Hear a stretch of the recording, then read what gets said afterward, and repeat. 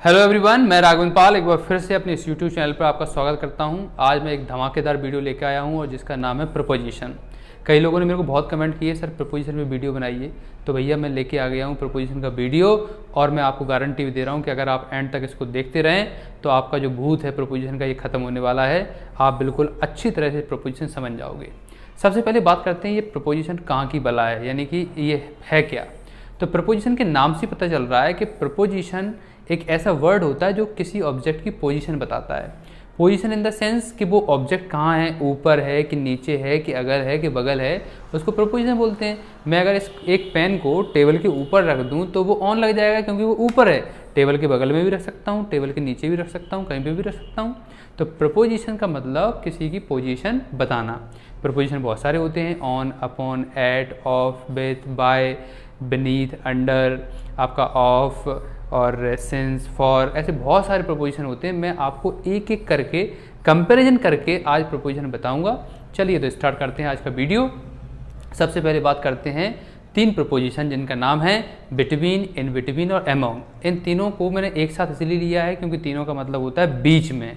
जब कभी भी कोई चीज़ बीच में होती है उसको दिखाने के लिए हम लोग इन तीनों का यूज़ करते हैं। लेकिन करते कब हैं तो मैं आपको बता दूं कि बिटवीन का जो यूज़ है वो हमेशा दो के लिए करेंगे।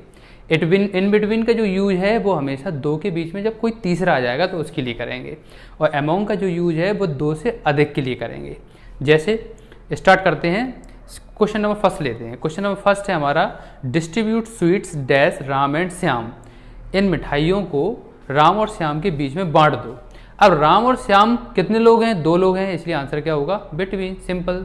यहीं पे अगर मैं बोलूं कि रवि राम और श्याम के बीच में खड़ा है, अब क्या हुआ कि राम और श्याम के बीच में एक तीसरा आया है तो उसको दिखाने के लिए हम लोग क्या लगाएंगे? In between. तो मैं आंसर करूंगा कि Ravi is standing in between Ram and Shyam. तो आपको समझ में आ गया होगा, दो के लिए बिटवीन और दो के बीच में जब तीसरा आ जाए तो इन बिटवीन। और दो से अधिक की बात कर दें तो अमंग। जैसे कि एक क्वेश्चन लेते हैं, डिस्ट्रीब्यूट बुक्स, इन किताबों को बांट दो डैश चिल्ड्रन। अब चिल्ड्रन की अगर हम बात करें तो चिल्ड्रन का मतलब होता है बच्चे।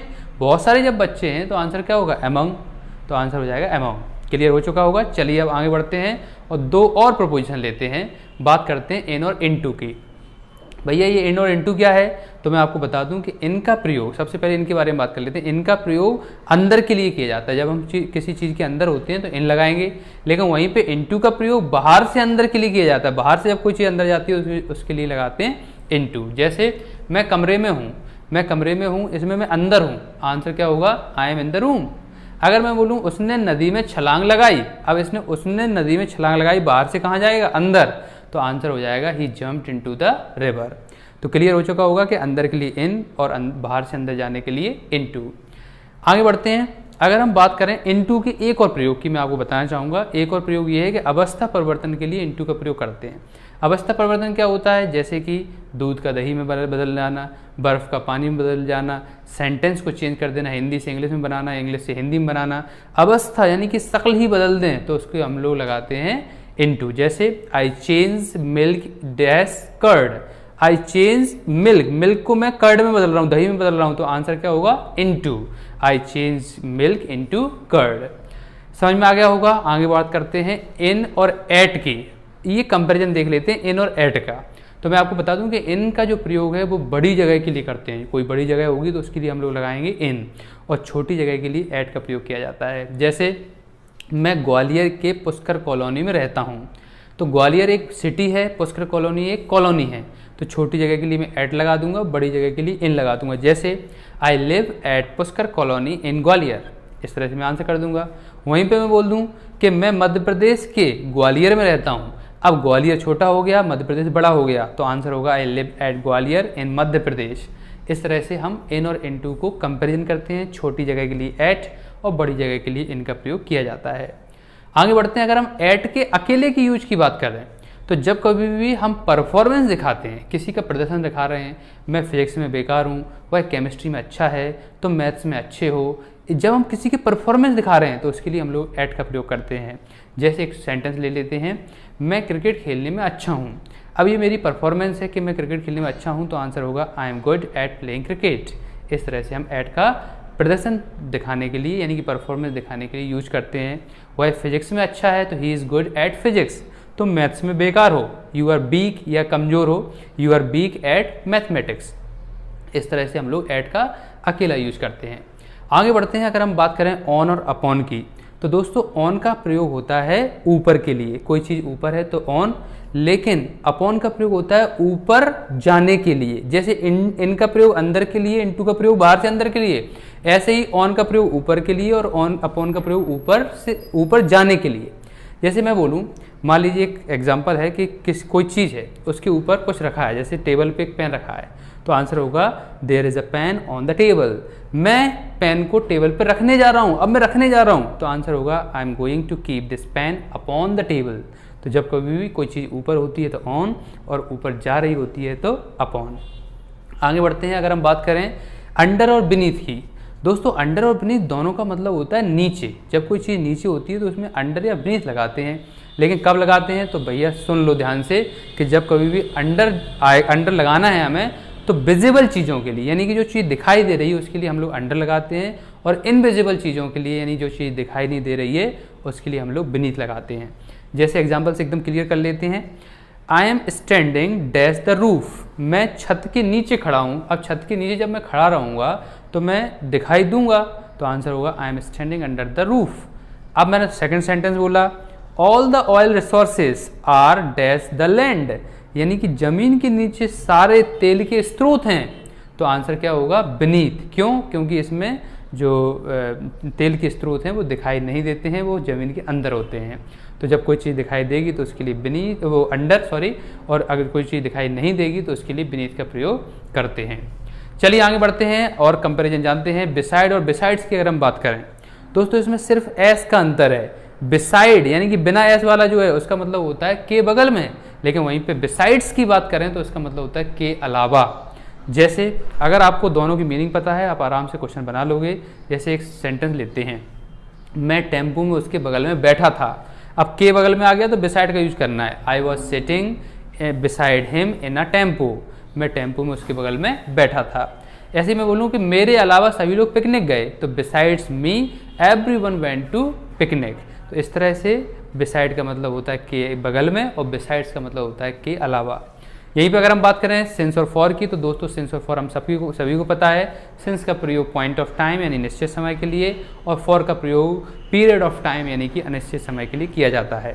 जैसे ही has been playing cricket dash 10 o'clock। अब 10 o'clock एक निश्चित समय है, इसलिए सिंस आएगा। यहीं पे मैं बोल दूँ I have been reading dash 2 hours, तो 2 hours अनिश्चित समय है, इसलिए इसमें फॉर आएगा। तो ये हुआ हमारा सिंस और फॉर का प्रयोग। आगे बढ़ते हैं, अगर हम बात करें बाय और विथ की, तो बाय और विथ में सबसे पहला यूज जानते हैं। बाय का प्रयोग हमेशा उसके लिए किया जाता है जब हम वाहन से आते जाते हैं। जैसे मैं यहाँ बस से आया, तो मैं यहाँ बस से आया तो आंसर क्या होगा, आई केम हेयर बाय बस। मैं यहाँ वहाँ टेम्पो से गया, मैं वहाँ टेम्पो से गया, तो आंसर होगा I went there by tempo. वाहन से आएंगे जाएंगे तो हमेशा हम लोग लगाएंगे बाय। वहीं पर अगर हम बाय के दूसरे यूज की बात करें, तो बाय का प्रयोग फ्यूचर पॉसिबिलिटी के लिए भी किया जाता है। जैसे वह 2020 तक नौकरी पा चुका होगा, वह 2020 तक नौकरी पा चुका होगा। इसको हमें बनाना है तो आंसर होगा he will have got job by 2020। भविष्य की संभावना के लिए हम लोग बाय का प्रयोग करते हैं। अगर विथ की बात करें तो दोस्तों विथ का प्रयोग सबसे पहला जो है वो उसके लिए करते हैं जब हम किसी चीज़ को हाथ से पकड़ते हैं। जैसे हम लोग कुछ लिखते हैं तो उसमें पेन हाथ से पकड़ रहे हैं, अब इसको हाथ से पकड़ रहे हैं तो विथ लगाते हैं।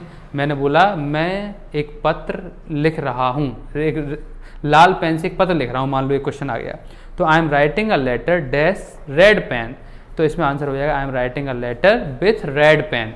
जब हम किसी चीज़ को हाथ से पकड़ें तो ध्यान रखना उसके लिए हम लोग क्या लगाते हैं, विथ। चाहे वो झाड़ू का पकड़ना हो, चाहे वो पेन का पकड़ना हो, या फिर हम कोई ऐसी चीज़ पकड़े हुए हैं जो हाथ से है, हाथ से टच है, तो उसके लिए हम लोग लगाते हैं विथ। दूसरा पॉइंट ये है कि अगर हम किसी के साथ हैं तब भी हम लोग विथ लगाते हैं। जैसे मैं तुम्हारे साथ हमेशा हूँ, तो आंसर होगा I am always with you. तो जब हम किसी के साथ होते हैं तब भी हम लोग विथ का प्रयोग करते हैं। ये हो गई बाय और विथ। अगर बात करें ऑफ की, ओ एफ ऑफ की, तो ऑफ का प्रयोग हमेशा रिश्ता संबंध दिखाने के लिए, का, की, के, अगर किसी सेंटेंस में आ जाता है तो उसको दिखाने के लिए हम लोग ऑफ लगाते हैं। जैसे तुम मोहन के पिता हो, तुम मोहन के पिता हो, इसमें आंसर होगा you are father of Mohan, क्योंकि मोहन और पिताजी का रिश्ता दिखाया जा रहा है, तो you are father of Mohan.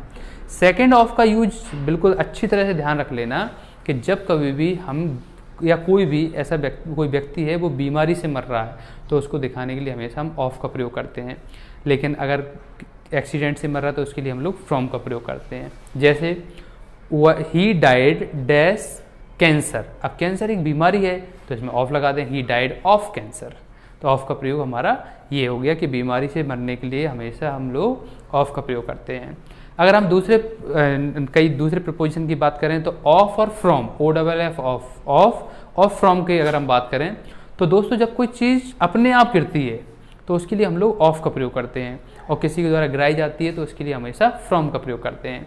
जैसे leaves fall dash the tree, अब पेड़ से पत्तियां अपने आप गिरती हैं तो आंसर क्या होगा, leaves fall of the tree. यहीं पर अगर मैं बोलूँ कि उसने मुझे छत से धक्का दिया तो आंसर होगा he pushed me from the roof. तो कोई गिराए तो उसके लिए फ्रॉम, और अपने आप कोई चीज़ गिर रही है तो उसके लिए ऑफ का प्रयोग करते हैं। आगे बात करते हैं on over above. On over above की अगर हम बात करें तो दोस्तों ध्यान रखना, जब कोई चीज़ बिल्कुल किसी के ऊपर हो तो ऑन, थोड़ा ऊपर हो तो ओवर, और बहुत ऊपर हो तो एबव का प्रयोग किया जाता है। जैसे मैंने बोला टेबल पे एक पेन है, टेबल पर एक पेन है तो आंसर होगा there is a pen on the table, क्योंकि जस्ट ऊपर है। दूसरा मैंने बोला मेरे सर के ऊपर पंखा चल रहा है, मेरे सर के ऊपर पंखा चल रहा है तो a fan is moving over my head, यानी कि थोड़ा सा ऊपर है, इसीलिए हम लोगों ने क्या लगा दिया उसमें ओवर।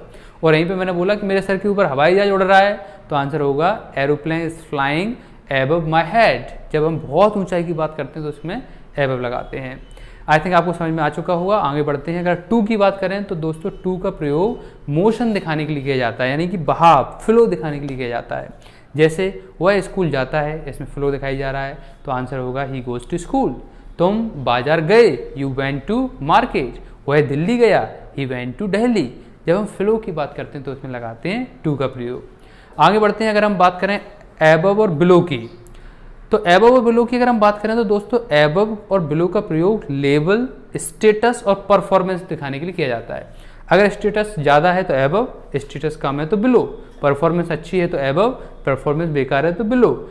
ऐसी जब कभी हम अच्छी की बात करते हैं तो एबव और बेकार की बात करते हैं तो बिलो। जैसे एक क्वेश्चन लेते हैं, water is flowing dash dangerous mark and there is no need to take tension. अब इसमें टेंशन लेने की जरूरत नहीं है, तो वाटर का जो फ्लो है वो कहीं ना कहीं नीचे बह रहा होगा, तो आंसर हो जाएगा बिलो। इसमें हम लोग बिलो का प्रयोग करेंगे। आगे बात करें, it is dash my dignity to talk to such an officer. अब ऑफिसर से बात करने की बात कर रहे हैं तो एबव का प्रयोग करेंगे, तो it is above my dignity to talk to such an officer. इस तरह से हम लोग एबव और बिलो का प्रयोग करते हैं, यानी कि ऊपर की स्थिति दिखाने के लिए एबव और नीचे की स्थिति दिखाने के लिए बिलो। आगे बढ़ते हैं। अप और डाउन की अगर हम बात करें तो दोस्तों जब कभी भी ऊपर की ओर, ध्यान से समझना, एबव ऊपर लेकिन अप ऊपर की ओर। जब हम ऊपर की ओर की बात करते हैं तो अप, नीचे की ओर की बात करते हैं तो डाउन का प्रयोग करते हैं। जैसे अगर मैं बात करूं कि पेट्रोल के प्राइसेस बढ़ते चले जा रहे हैं तो ऊपर की ओर हो रहे हैं, तो आंसर हो जाएगा the prices of petrol are going up day by day. दिन पे दिन पेट्रोल की प्राइसेस यानी कि जो पेट्रोल की रेट है वो बढ़ती चली जा रही है। ऐसे ही ऊपर की ओर मैंने बोला कि वह पहाड़ी पर चढ़ रहा है तो he is climbing up the stair, hill stair, यानी कि he is climbing up the hill stair, यानी कि पहाड़ी की सीढ़ियों पे ऊपर चढ़ रहा है। जब हम ऊपर की ओर बात करते हैं तो अप का प्रयोग करते हैं, और नीचे की ओर की बात करते हैं तो डाउन का प्रयोग करते हैं। आई थिंक आपको समझ में आ चुके होंगे, और मैंने पूरे प्रपोजिशन इस वीडियो में कवर किए हैं।